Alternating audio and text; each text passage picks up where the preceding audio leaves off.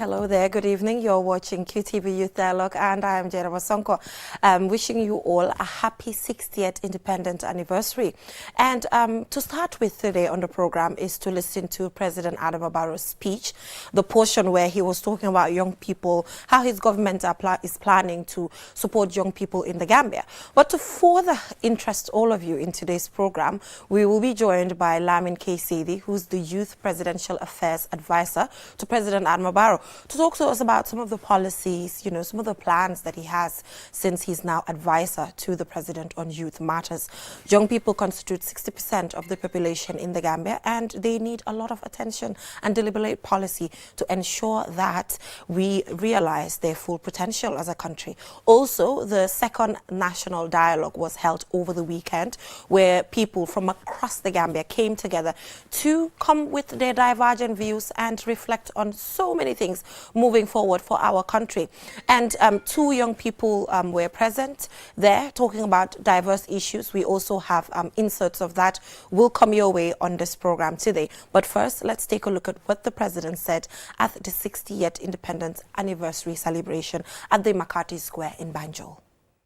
To further tackle unemployment, the recently launched Land for Agricultural Investment Initiative presents a significant opportunity to engage the youth in farming and agribusiness, hence offering sustainable livelihoods in the agricultural sector.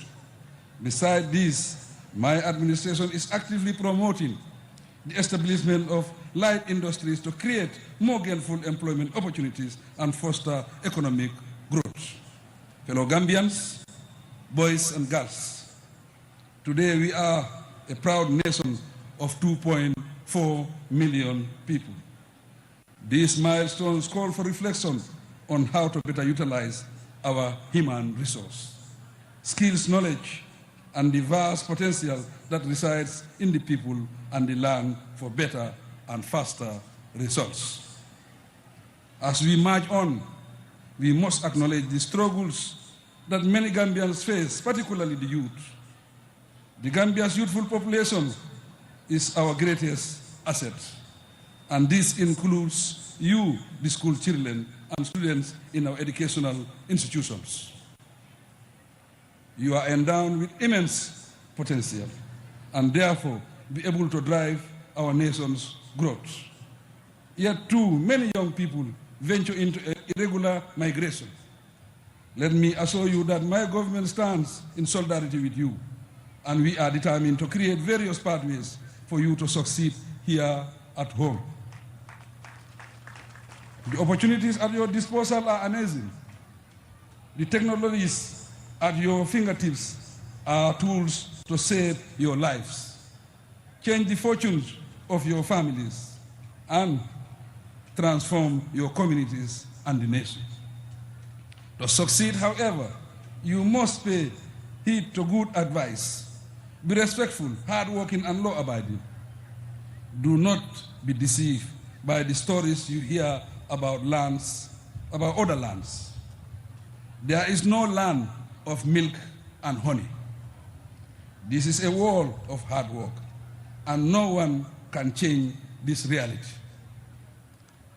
I will quote the former Vice President of America, Kamala Harris. She said, "We love hard work. Hard work is good work, so we must work hard."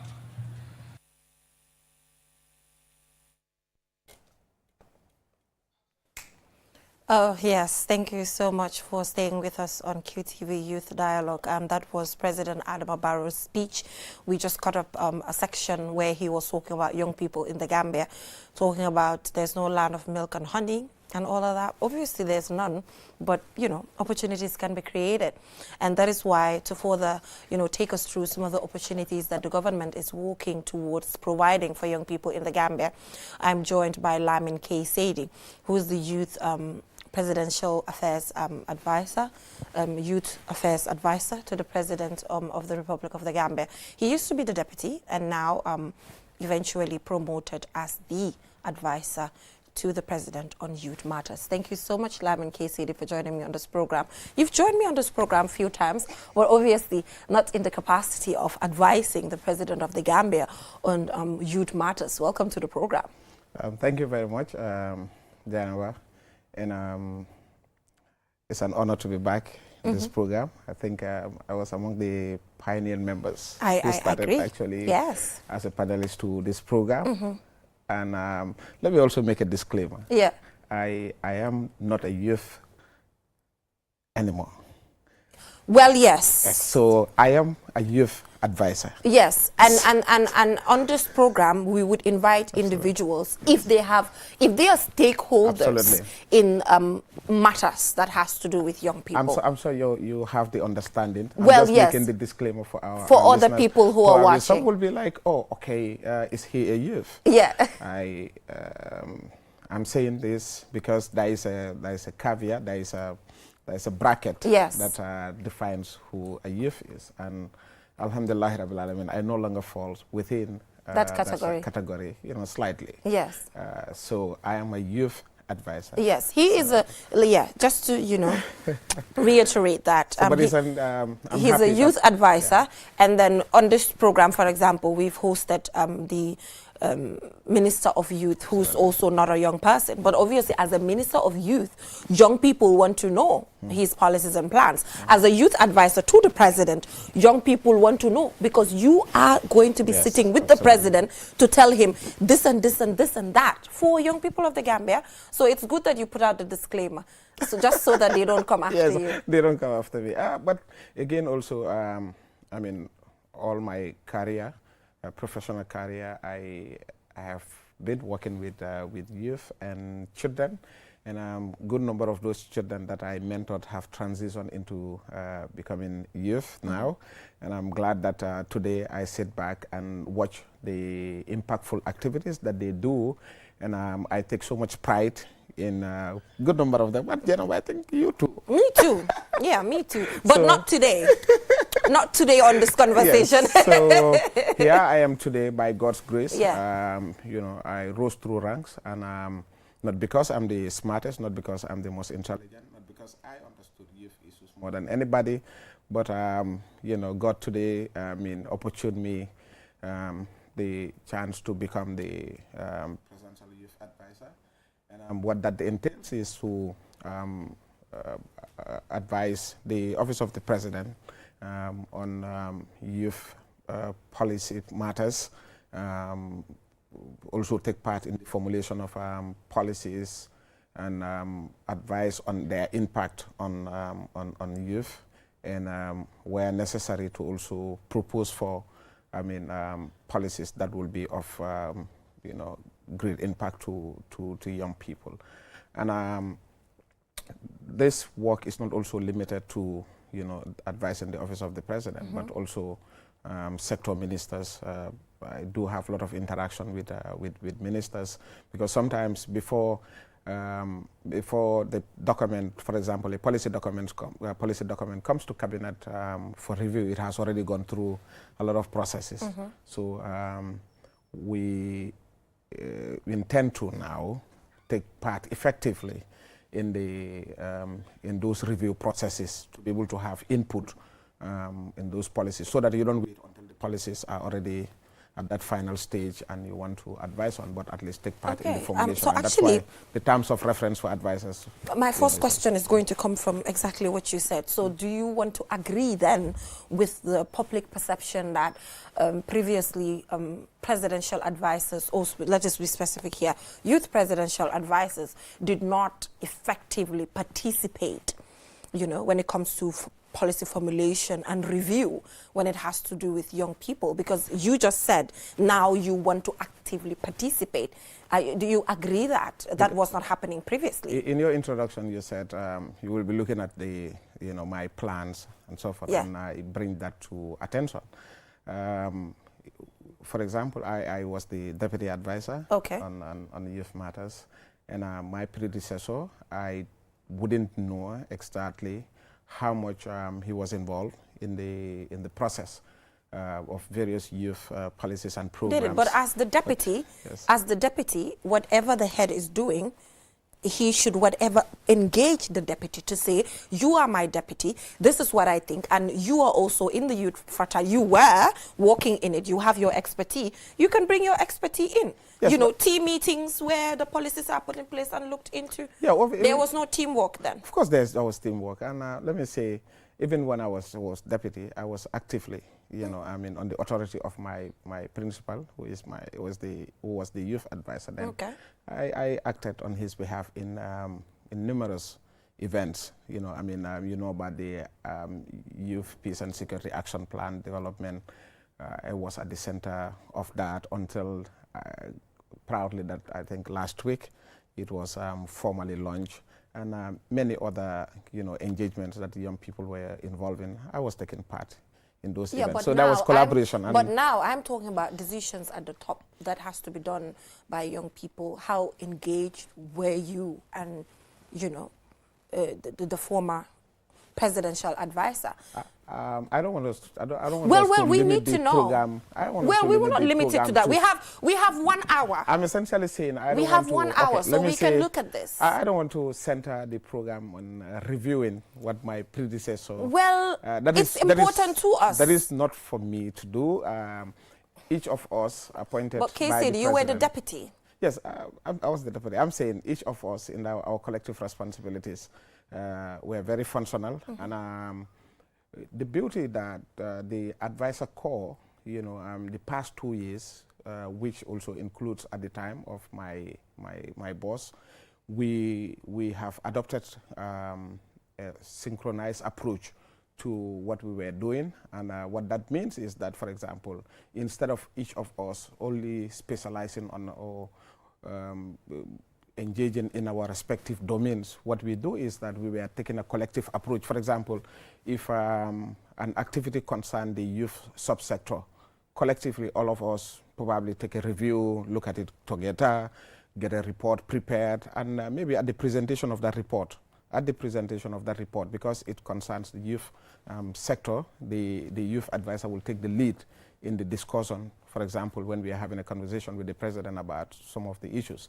the youth sector will take the lead. For example, if it is about the security, the national security advisor, all of us will be involved. For example, during our visit to respective security institutions, we know when you talk about security, a greater chunk of the constituent, you know, I mean, the population of the security are young people. So we are also involved. We have our perspective. For example, when we went to the prisons, a good number of the people that we met there were young people, and in preparing our report, our opinion, our views were expressed highly in that, and you know, collectively we go and engage the president, and of course the office of the president, including the chief of staff and now the minister for presidency. So we all sit collectively and look at these issues and make some action plan. And sometimes, you know, in those conversations, the president, who is very passionate about issues of young people, will make a decision instant and said, we need to do this. But again, let me also hasten to say, the principal institution responsible for administration of policies and programs of young people is centered at the Ministry of Youth and Sports, well, yes. at where you have various institutions under the ministry, you know, about the National Youth Service Scheme, you know, about the President's Award Scheme, you know, about the all the other programs within the Ministry of Youth and Sports. So principally, that was it. Yeah, so you know, moving on, you talked about how there's a political will on the side of the president. Absolutely. When it comes to young people. Political will. High political will. Yes. So we've seen the different schemes that exist for young people to either go to Spain or to go to Saudi Arabia. Just 2 days ago, a pre-departure orientation was held by the Minister of Trade, Babukar Oju, to bid farewell to the 22 female workers who will be heading to Saudi Arabia to work as domestic workers. And then also 50 young people will be heading to Spain to work in the agricultural sector, specifically picking apples, picking other fruits and all of that. So, you know, there's a divided opinion when it comes to this. And when this decision was being made, you were the deputy presidential advisor at the time. So what's your take on this? What defense can you put up to it when, youth activists are saying that considering 60% of the Gambian population is young people, they're the cream of the society, and labor is being, exported to another country when things could have been done internally, either investment by these countries or, creating the right industries for these young people to work. What's your take on that? Well, as a government, we are focused and determined to do the right thing for our people. In doing so, people will have their opinions. But again, also, even the things that we are doing currently, these were things that the very people said, oh yeah, we are not doing much, we are not doing that, people are dying the back way, and so forth. So now we came with an initiative. It's also criticized. That is okay, and it's very normal in governance. The secular migration program, for example, what is the rationale behind? We know whether the government initiate programs or otherwise. Even with all the opportunities that we've mentioned here, people still choose to abandon even their jobs, to venture into the irregular migration, resulting to a lot of them dying there. Some of them have taken savings from their parents or from themselves, substantial amount of money that could have started something for them. So, and we said, I remember those days, we said now, if, for example, they don't want us to use the back way, let us create the avenue, for example, to be able to use the regular way. Yeah. And the government, in its quest to, respond to that alternative, engages, stakeholders, for example, the Kingdom of Spain, and of course Saudi Arabia. We know, even before this agreement, we have a lot of our young girls in the Arab world. Yeah. And some of them, they went on their own accord. They got stranded there, and the burden was shifted to government, that the government had to work with its partners to repatriate some of them back. Yeah. But why were they stranded? They were stranded because they were maltreated. Yes, now we're saying they were deprived of, their liberty. Their liberty, yes. Their fundamental human rights. So this is... And now they're being taken there too again. Now the difference here is that they will, in all circumstances, they will be living, they will live. Whether the government initiates program or not, migration is part of our life, and people will move. How they move now became a concern to the government, that we have our young people, the cream of our society, losing their lives with the ambition to reach to Europe, even though when they reach Europe, it's not a guarantee that their lives will be changed. We said now, why not look for alternatives that will give them an opportunity, instead of only going to a land that you have no idea about, but all that matters to you is to cross the river, the sea, to be just find yourself in Spain. Now we said, let's give them an option. Now where you going to, you already know clearly what you're going there for. That you know that an opportunity exists there, that you can earn A, B, and C at the end of the month. That you can calculate to say, my 6 months of stay there, I'll be able to have A, B, and C.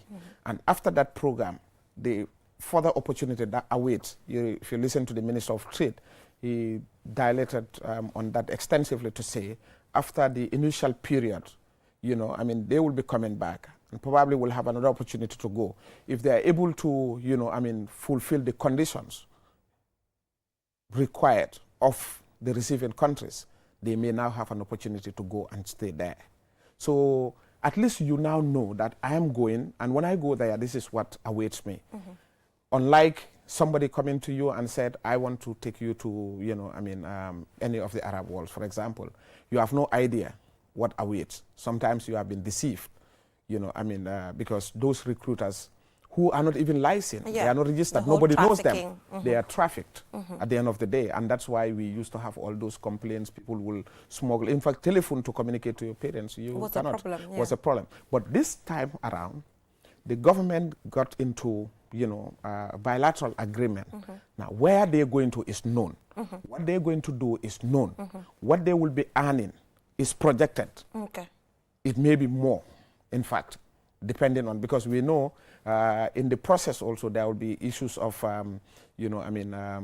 for example, if you work overtime, I'm not saying this is what is the agreement, but these are things that the government has factored that, in any given circumstance, so you'll be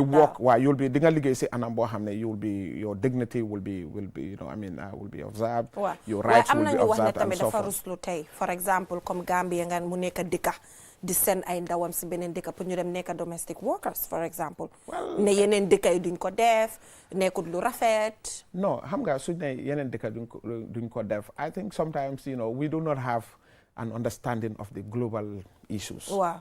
We do not have understanding of global issues. There are a lot of people working in the Gambia here today who have been sent by their countries. Probably they may not be domestic servants, but they may be on technical expatriates and so forth. But what I'm saying here is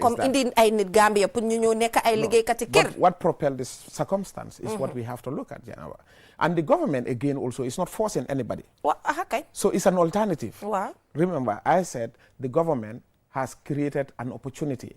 Let's say, for example, coming to your program here, you definitely will not force anybody to come here. Right. So it becomes a choice, for one to appear in your platform.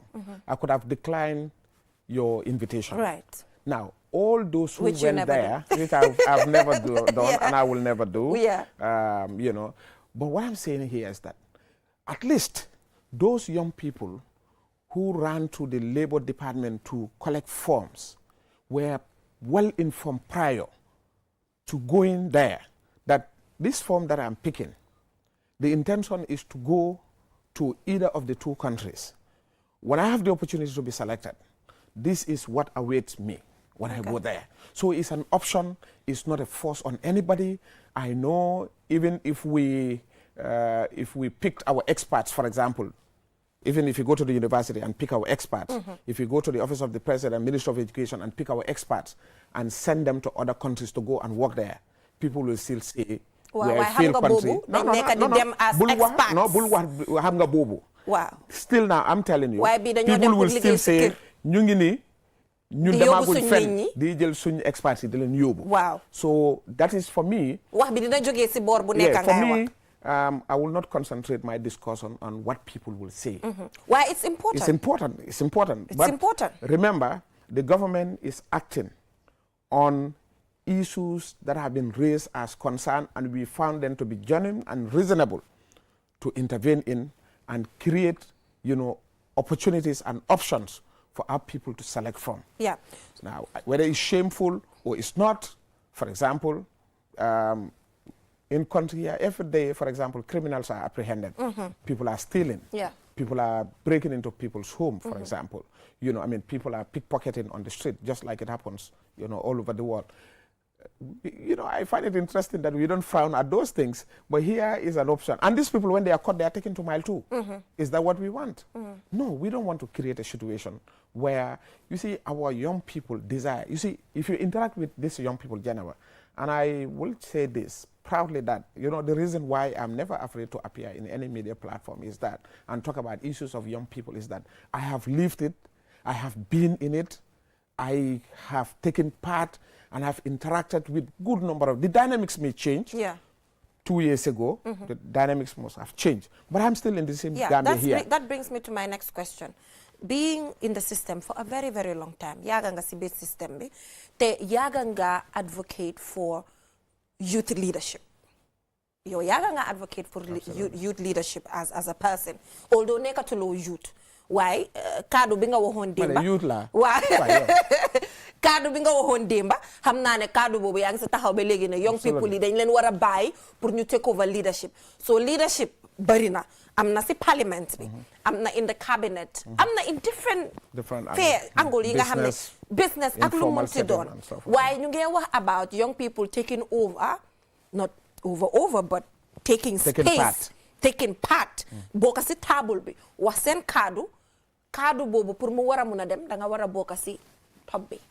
Not in a sense. Ñun we know, not in all instances, but so gisee ñu am youth presidential advisor for example parce que yow yaay dem toog ak ñoom executive bi wax leen ko because ku am perspective bi mooy toog ak ñoom wax ak ñoom pour ñu mun koo dégg grassroots bi dinañ ñëw télé toog wax waaye it's about nit kiñ ko jagleel pour mu wax ko communicate ko ñu téye ko lu serious so ndax yow part of the things that you're working on loolu bokk na si because amoon nañ fi not too young to lead campaign which I took part effectively. Which you took part in. In fact, that was the first time that I expressed my first parliamentary bid. Exactly, through the not too young to lead. Ndax dinga indi ay deliberate policy yoo xam ne dinga dooleel things like not too young to lead ñu am ay young people more si parliament bi even si executive bi.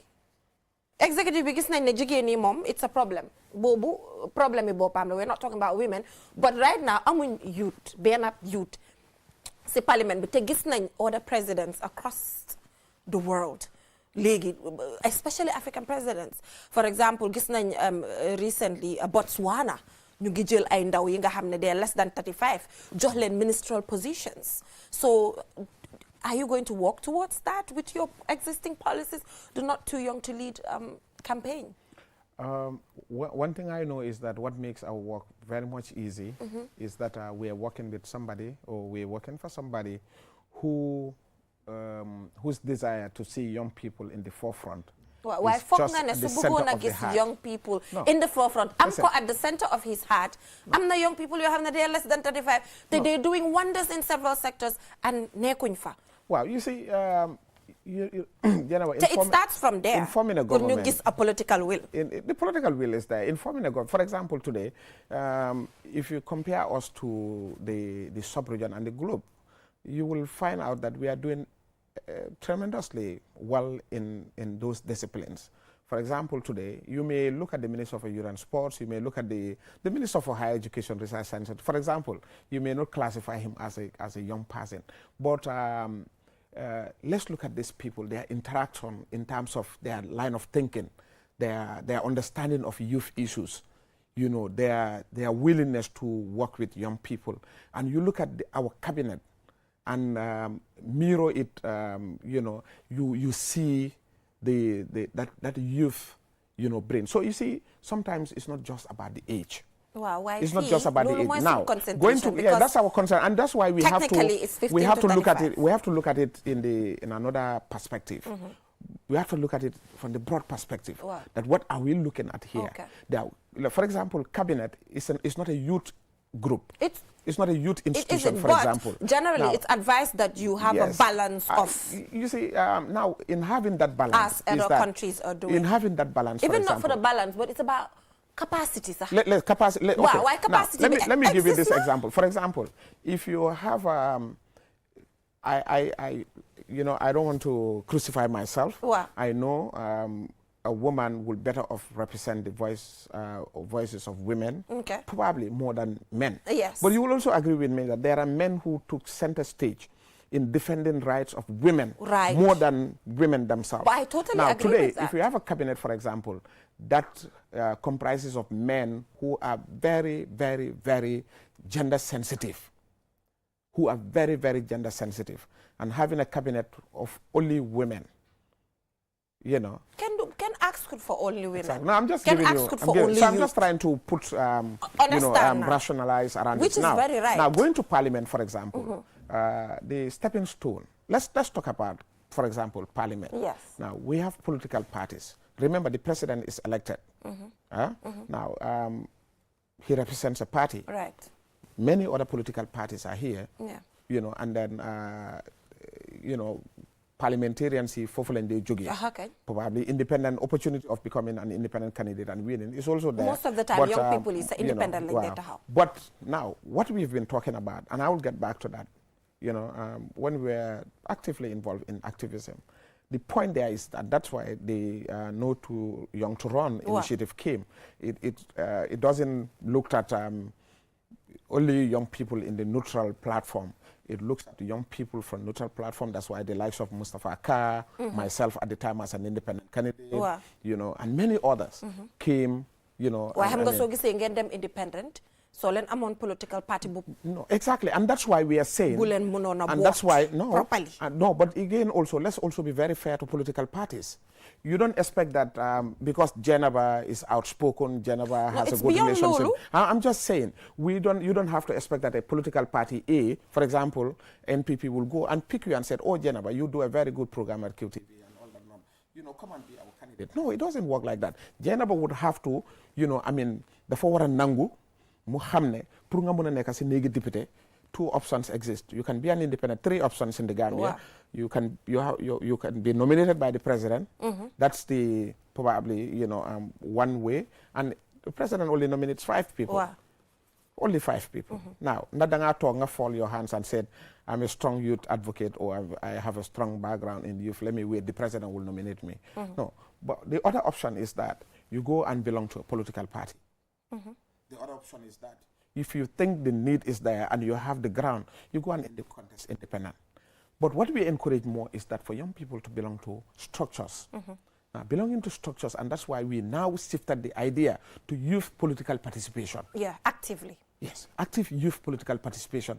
And when we initiated that, or when that was initiated, we have now seen a lot of young people, but it was very tough. I'm going to be fair with all due respect. For example, when the likes of us decided to subscribe and align ourselves with political parties, the likes of Kemo Bojang, for example, we came under heavy criticism from our own colleagues. We were insulted, we were provoked, we stayed resolute. And I'm glad that kudos to, even though we belong to a whole different angle, kudos to Kemo. You can still acknowledge. Yes, Kemo, for staying very strong and resolute. That he belongs to a structure. And today that structure makes him fit squarely in the political space of this country. Right. And many other people, for example, if you go to Basse, we file the youngest candidate, NPP, for example. We file the youngest candidate who happens to win as a chairman. You go to North Bank, we file a young candidate as well. So, because they have aligned themselves with the political, so it's easy for them to transition from one stage to the other. Yeah, but sometimes... So young people have to take up and be willing to participate. To participate and, get rid of the notion that politics is dirty. Now, if it is dirty, let's go there and make it clean. And that is why today... Why sometimes, do they make a indi, then actually directly bokasi political party? Well, waxumane dama la explain rek in a normal setting. In a what normal? In a normal setting, war nga mëna xol ko xamne xej na bokku ci sa political party mu ngi neutral. Nga ñew joko political place. Mu ngi neutral nga gis ne amna capability bi pour handle job bi technically. Do you know what we do? Do you know what we do? Do you know what we do? If for example today like NPP spot nañ sa talent. Wow. We will not bring you and say, Geneva, you are going to be our candidate. You know what we will do? We'll say, come and join NPP. UDP will say, come and join UDP. Okay. Why Mangla already will say, come and join positions lala neka di wax. No, existing positions where? Fu munti don. No, fu munti don, and that's why fu today. Munti don. For example, tay president be nomination boom the 5 nit yum nominate. See parliamentary election buñ passé lolu chance la won. It was a chance, and that's why that's why we have honorable Sidin Jai. That's why we have honorable Keba Lang Fofana. That's why we have honorable Fatmata Jawara and so forth. You say ñoñu yeb duñ ay youth. Well, in te bobu chance la won pour mu woné political will bi nga wax né mo nek ci xolam bi. There is no much more political will than bringing young brains like honorable Keba Lang Fofana, young brains like honorable Sidin Jai, young brains program bi woné nga né youth, see papers, legally. I agree. Wow. I'm also telling you, the lot of, obstacles that also exist. To be able to do this. It's doable, but a lot of obstacles also exist. Okay. Now, and we have to acknowledge that. Like they say, until you are there, you don't understand some of these issues. I'm not justifying the fact that young people should not be on the table. I'm saying there is a platform that exists to give young people the opportunity to be able to transition and move in.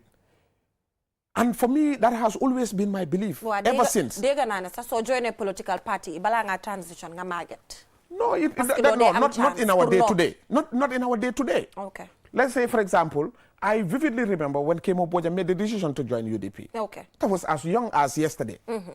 I remember when I made the decision to do. Kemo Bojang, down the line, has moved. Today, if you look at, for example, PPP, they are then leader, they are then executive. I'm not sure of current. I don't took a forensic of it. Wow. We have, you know, a very young, you know, young lady who was in the national executive of PPP. Now, you look at Citizen Alliance, for example. Yeah. As a party, it was a party of almost young people. Right. Now, you talk about, for example, I know the likes of, you know, I mean, you know, Pa Malik Nyasi of UDP, you know, a host of others within NPP who have transitioned. And today, these are people who are, you know, holding position of responsibility in the government and in the foreign service, for example. Now, but again also, when it comes to those positions of appointment, they are very minimal. Cabinet, for example, there is a number, very limited number. You have to balance expertise. You know, you're talking about age here. You're talking about gender. You're talking about, you know, I mean, minority group. You're talking about, for example, disadvantaged groups. Or let me not say disadvantaged. For example, you're considering persons of disability, for example. All this in a number of 20-something. You are constrained with all these things. But you can always strike a balance. No, yes, and that's why the balance sometimes will be, for me, today, I can say a good balance is to, for example, have Honorable Bakari Baji, having today, for example, I don't know the age of the Minister for Basic and Secondary Education, but when you have a conversation with her, somebody who I always have a discussion with, and just like, her colleagues, you see their line of thinking. You have a conversation with Prof. Gomez, for example. You see his line of thinking when it comes to youth issues, young people. So you can, and these are people who are, into programs and initiatives that are bringing young people on the center stage. Right. Prof. Gomez, when he took over, about TVET education has been intensified to give young people, the opportunity to be self-reliant. Yeah. You understand? So these are all the issues. And we've talked about parliament. Yes. Today, you look at our parliament. It's a relatively young parliament. Very, very young parliament. The likes of Honorable Ablai Sise. You name them. Yeah. You look at it. So our parliament is a very young parliament. Yeah. But again, also, being a young parliament, is that be a determinant to say we will have a successful, or... Not in all cases. It may not be in all cases. So but we will continue to call on young people. Yes. And in our work, we will continue to propagate for policies and programs that gives young people the opportunity from the beginning to be able to transition and become, occupants of those high offices. Right. But again, don't also forget about, other appointments. Today, if you look at our civil service. Directors, permanent secretaries. Like, for example, at the office of the president, you have, you have Deputy Permanent Secretary Nyang, who has been a director of ICT, moving forward. So you have all those positives that way, but you also go even in the civil space. For example, if you go to the private sector today, you find that a lot of young people, and it's not only about government, but it's also about private, and that's why government is creating the opportunity, the platform for the private sector to thrive. Yeah, but so that but government leads the way. And that's why they will lead the way. But again, also remember, government primarily becomes the facilitator.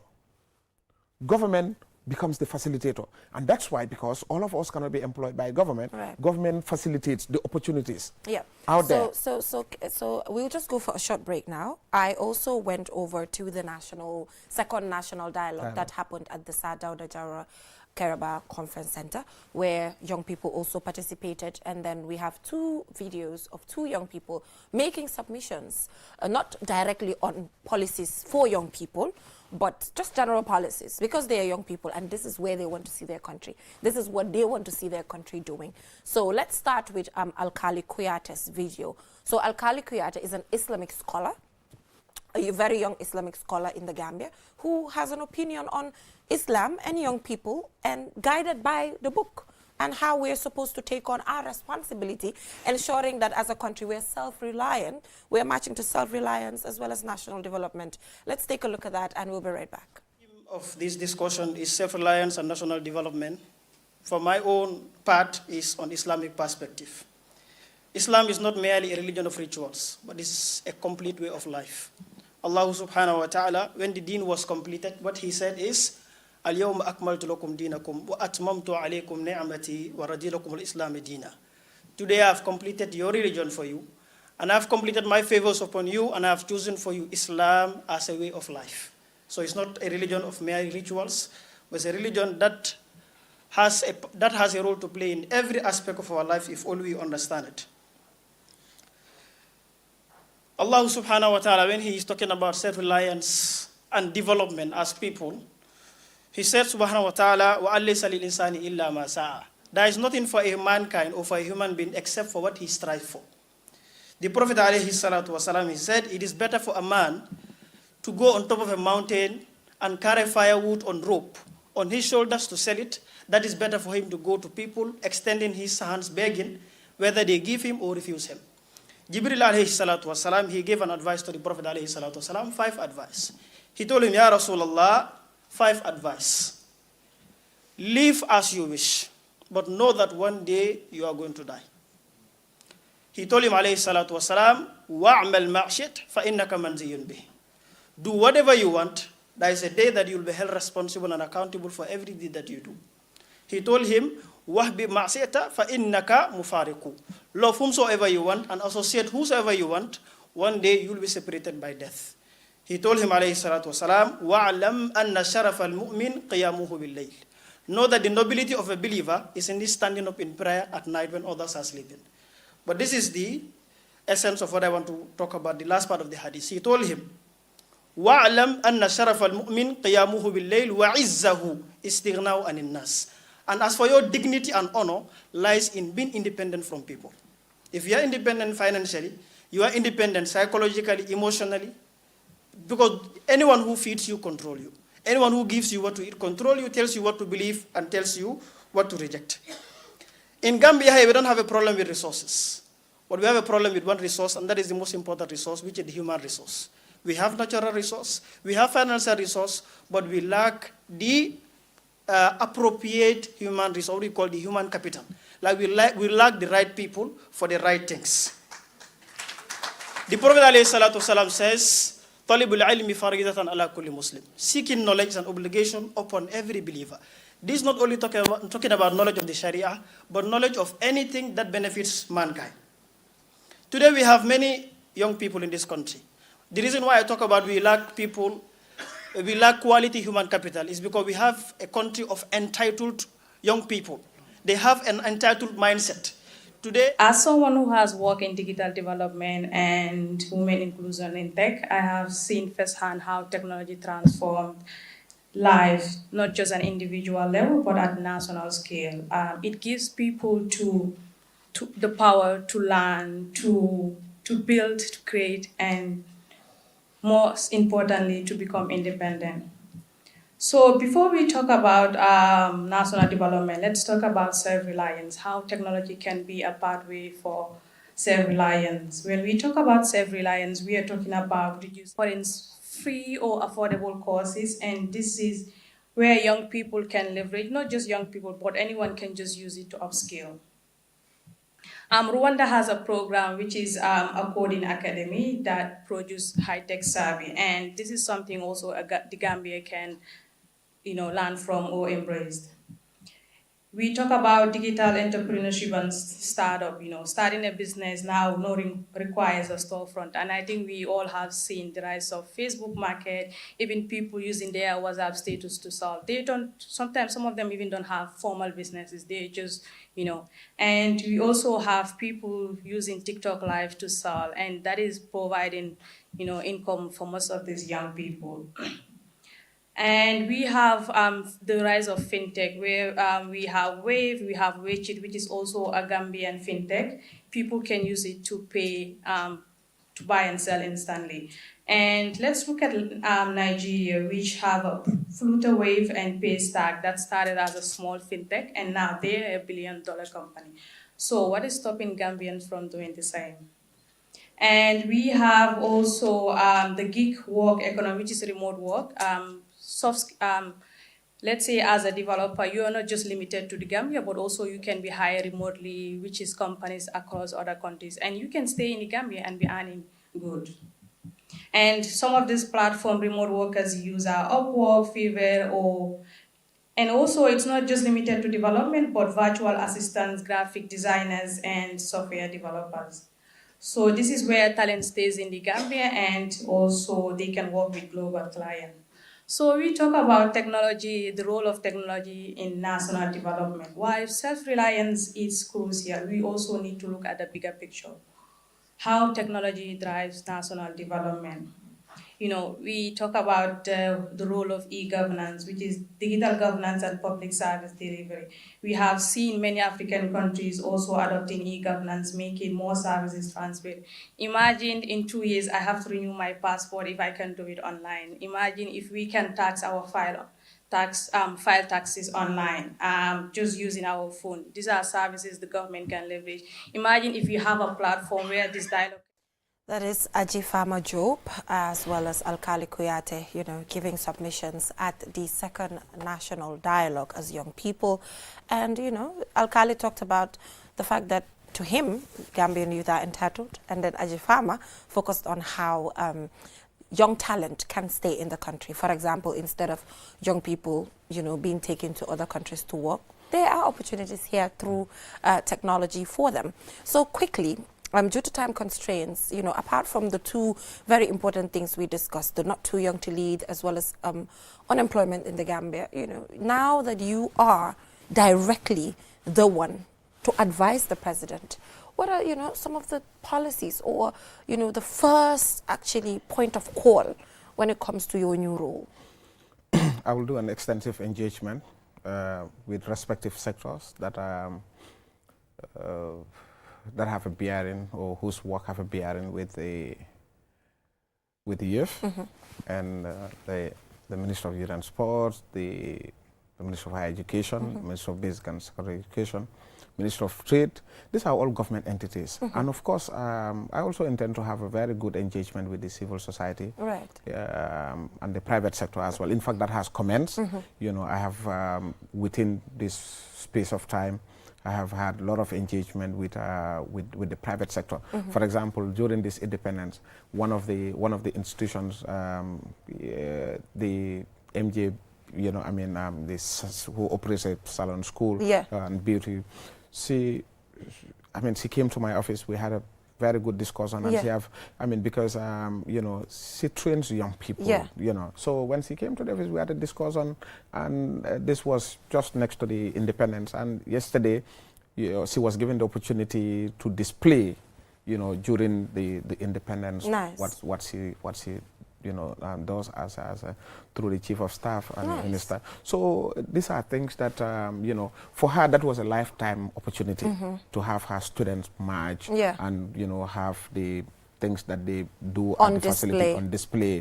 So I intend to engage a good number of them. Some of them, you know, sometimes they just lack the moral support. It's not even the finance, but they just need the push to be able to take over the right spaces. Say, look, you are doing the right thing, and this is good.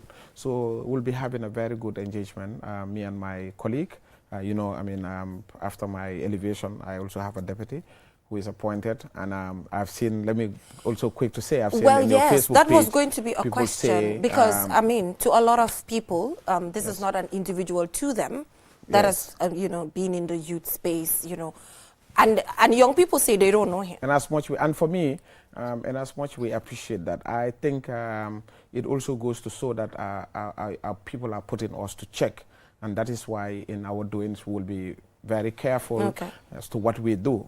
But again, also in effecting this appointments, the president have the prerogative, you know, to appoint some person who he think even though can drive his policies and programs. A lot of appointments were done, and I appreciate the fact that young people took this very personal. Okay. And, you know, and for me, that is what I, you know, I mean, will be the beginning for me and my colleague to say, look, the young people of this country, with all the criticisms, are still interested in this position and who it is handed over to. Okay. So we have no reason to fail in our desires. But again, we are not the people to do programs.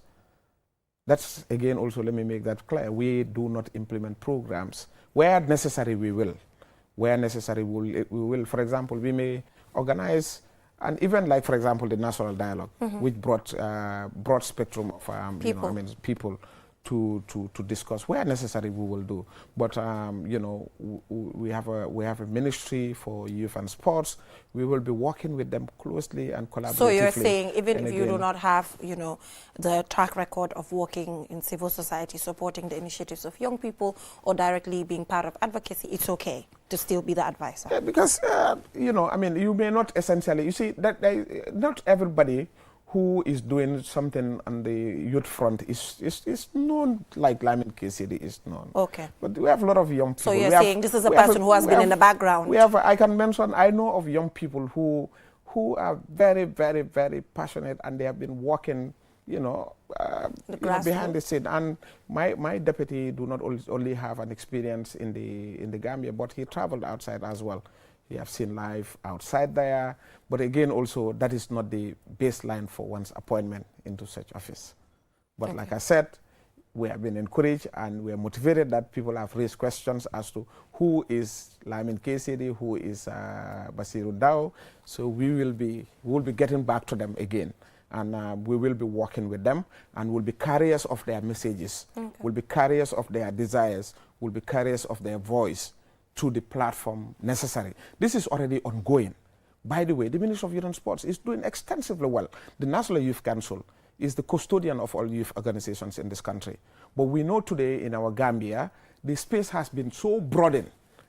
The young lady who was speaking at the National Dialogue, the part that she has just spoken about, and this is what we call for. Today, you can be on the comfort of your bed and make money. It's just to be innovative. And that is why we are opening all these TVET centers. Somebody asked me, why all these TVET centers? I said, this gives young people the opportunity to learn skills or trades. Yeah, but the argument is when they're trained, when they get these skills, you know, we do not have big industries, you know. No, but you see, where these you young don't have to have a big go. industry, General. Well, I'm not saying, but we should have. No, you see, the industry now, we should have. No, the industry now is about people to also crack their brains and come up with. But putting that aside. No, don't put that aside. I have the opportunity. I travel particularly within Africa, even before today. I have the opportunity of being in big economics like in Nigeria. Yes. You have to use your brain to be able to get something. Well, yes, but at least in the with their masters, there are some PhDs, who will use their brain, but there will be some who should be absorbed by system. Yes, the system is absorbing. Today, government is the primary employer of our people. I'm talking about maybe Gambia amna mango nañ ubbi benn factory bi nga And xam ne that's why government today nako ubbi ñu mango fa. no, you see, government do not have to open the mango factories. Wow. Private sector dinañ ko def waaye government nu munti mel dañ war a jël lead pour yéen ay. Non, lu ma wax mooy government léegi suñ bàyyee ne government ñoo war a ubbi the mango factory, the orange apple factory. Where are you living? The rest too. So the rest dañoo ubbi competition am mu healthy ñu dem. No, government supposed not to be in that competition. Did it? If du nekk competition bu obvious. Sa fi mu nekk nii am nañ gamsel a ngee dox normal. Gamsel mu ngee dox ni mu war a doxee. Yaa ngi understand? QCell am na yeneen ak yeneen GSM operators am na si biir dëkk bi loolu taxul dara. But again also today, for example, the Gamtel that you're talking about, no gisee the other private media, surfacing display. Na am rek ñoom nañ fa nekk rek pour absorb rek. If government mainly facilitates and create the level playing field for others to thrive. Not in that all is why circumstances. I'm giving you an example that Gambia is not peculiar in this circumstance. When I was in Ghana, so due to time constraints, yes, I know. The news is coming up. I have a colleague who is a photographer. He holds double masters.